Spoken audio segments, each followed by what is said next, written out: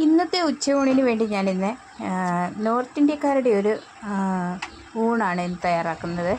പച്ചരി ചോറും ചിക്കൻ കറിയും അതോടൊപ്പം സാലഡും അച്ചാർ പപ്പടം ഇതൊക്കെ ചേർത്ത് നമ്മൾ കഴിക്കുമ്പം ഇവിടുത്തെ ഇന്ത്യക്കാരുടെ അല്ലെങ്കിൽ നോർത്ത് ഇന്ത്യക്കാരുടെ ഒരു ഫുഡായി.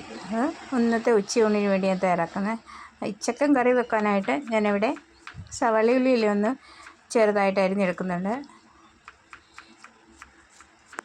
വളരെ പെട്ടെന്ന് തന്നെ തയ്യാറാക്കാൻ പറ്റും. കാരണം ഇതിനകത്ത് തോരനോ മെഴുക്കുവരട്ടിയോ ഒന്നും വേണ്ട. ഈ ചിക്കൻ കറി ഉണ്ടെങ്കിൽ അതിൻ്റെ കൂടെ ഒരു സലാഡ് പപ്പടം അച്ചാറോ ഉണ്ടെങ്കിൽ ഒരു നേരത്തെ അല്ലെങ്കിൽ നമുക്ക് രാവിലെ വൈകിട്ടായിട്ട് കഴിക്കാൻ പറ്റും.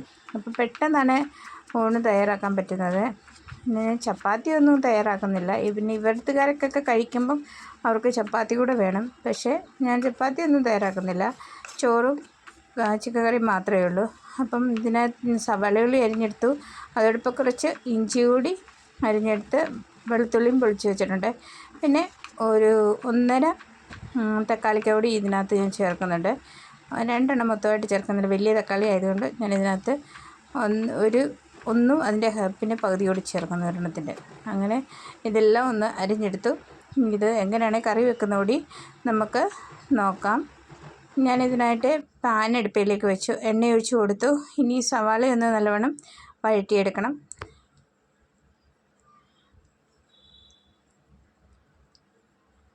ഞാനിങ്ങനെയാണ് ഈ ചിക്കൻ കറി വെക്കാറുള്ളത് മിക്ക ദിവസം. പിന്നെ അവരവരുടെ ഇഷ്ടത്തിനനുസരിച്ച് ചിക്കൻ കറി നമ്മൾക്ക് ചേഞ്ച് ആക്കാൻ പറ്റും. എന്നും ഒരു രീതിയിൽ കഴിച്ച് മടുക്കുന്നവർക്ക് പിന്നെ തേങ്ങ അരച്ച് കറി വെക്കാം, തേങ്ങാപ്പാലൊഴിച്ച് കറി വെക്കാം, അങ്ങനെയൊക്കെ ഉണ്ടല്ലോ. പിന്നെ തേങ്ങ കൊത്തിട്ട് വെക്കാം.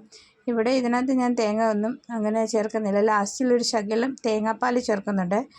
അപ്പം ഞാൻ ഈ സവാളയുള്ളിയെല്ലാം ഒന്ന് നല്ലവണ്ണം വഴറ്റിയെടുക്കാം. ഇതുപോലെ നല്ല ഗോൾഡൻ ബ്രൗൺ ആവുന്ന വരെ ഇതൊന്ന് വഴറ്റിയെടുക്കണം. സവാളയുള്ളിക്കകത്ത് ഞാൻ ഉപ്പ് ചേർത്ത് കൊടുത്തിട്ടുണ്ട്. ഉപ്പ് ഞാൻ ആദ്യമേ ചേർത്ത് കൊടുത്ത് പെട്ടെന്ന് തന്നെ ഇത് വഴറ്റിയെടുക്കാനായിട്ട്.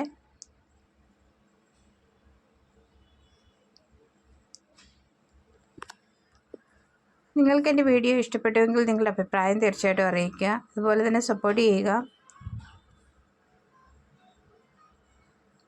ഇങ്ങനെ ഇത് ഈ സവാളയുള്ളി എല്ലാം ഒന്ന് നല്ലവണ്ണം വഴറ്റിയെടുത്ത് ഇനി ഇതിൽ നിന്ന് പകുതി ഒന്ന് കോരി മാറ്റിയെടുക്കുകയാണ് ഞാൻ. പകുതിയല്ല, ഒരു 1/4 ഭാഗത്തോളം ഇതിൽ നിന്ന് ഞാൻ കോരി മാറ്റിയെടുക്കുന്നു.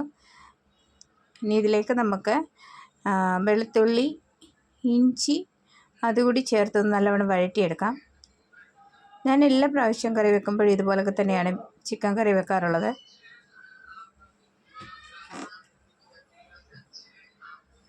അപ്പം ഇതുകൂടി ഒന്ന് വഴറ്റിയെടുക്കാം. ഇനി ഇതിലേക്ക് നമ്മൾ അരിഞ്ഞു വെച്ചിരിക്കുന്ന തക്കാളി ചേർത്ത് കൊടുക്കാം. ഇനി ഇതും തക്കാളി ചേർത്ത് നല്ലവണ്ണം ഒന്ന് വഴറ്റിയെടുക്കാം.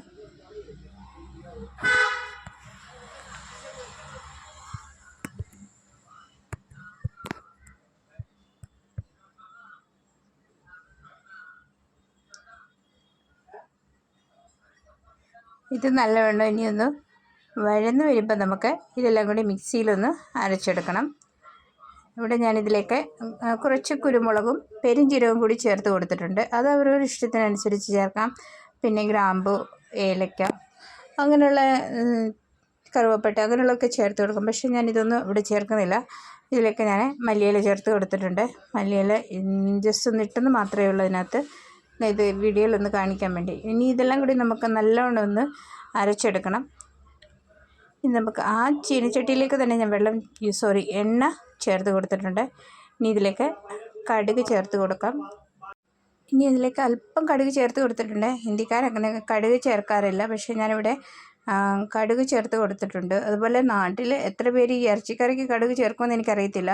ഞാനൊരു ശകലം ചേർത്ത് കൊടുത്തു.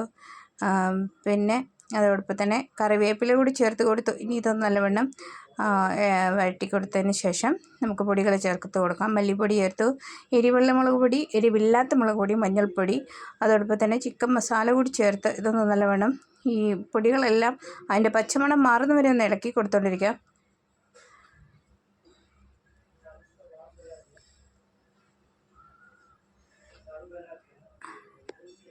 ഇത് നല്ലവണ്ണം ഒന്ന് അതിൻ്റെ പച്ചമണമൊക്കെ ഒന്ന് മാറിക്കഴിയുമ്പം ഇനി നമുക്ക് അരച്ച് വെച്ചിരിക്കുന്ന മസാല കൂടി ചേർത്ത് കൊടുക്കാം. വെളുത്തുള്ളി, ഇഞ്ചി, തക്കാളിക്ക അതെല്ലാം കൂടി നമ്മൾ അരച്ചില്ലേ അതുകൂടി ചേർത്ത് കൊടുത്ത് ഇനി ഒന്ന് നല്ലവണ്ണം ഇളക്കിയെടുക്കാം.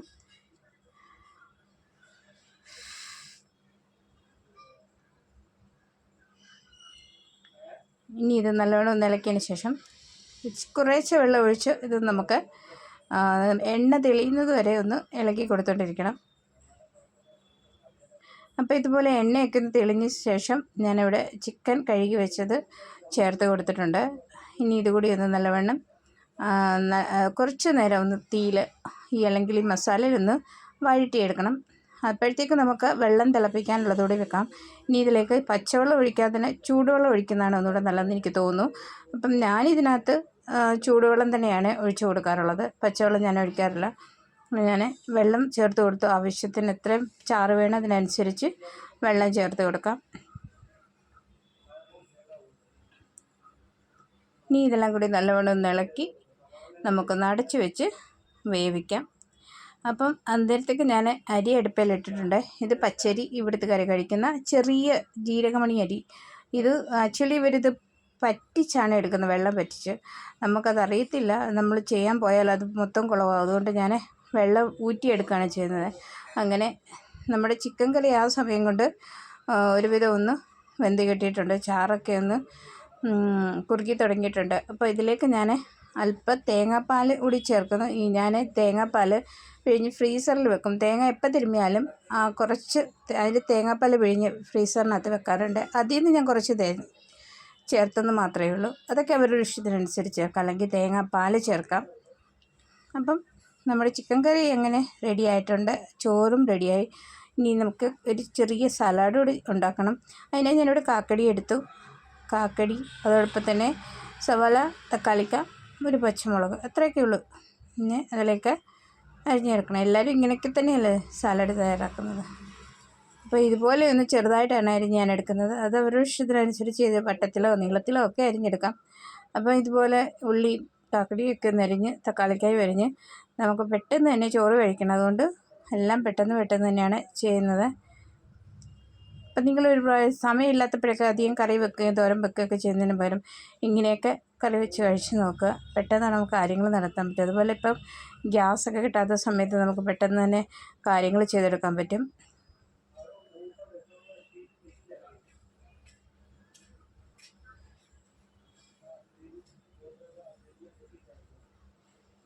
ഇങ്ങനെ ഞാൻ തക്കാളിക്കായും അരിഞ്ഞെടുത്തു. മല്ലിയില ചിക്കനകത്തിട്ട് വന്നപ്പോഴത്തേക്ക് ഇല്ലായിരുന്നു, അതുകൊണ്ട് ഒരു ഇച്ചിരി മാത്രം ചേർത്ത് കൊടുത്തിട്ടുണ്ട്. അപ്പം ഞാനിതെല്ലാം കൂടി ഒന്ന് ഒരു ബൗളിലേക്ക് ആക്കി എടുക്കുന്നുണ്ട്.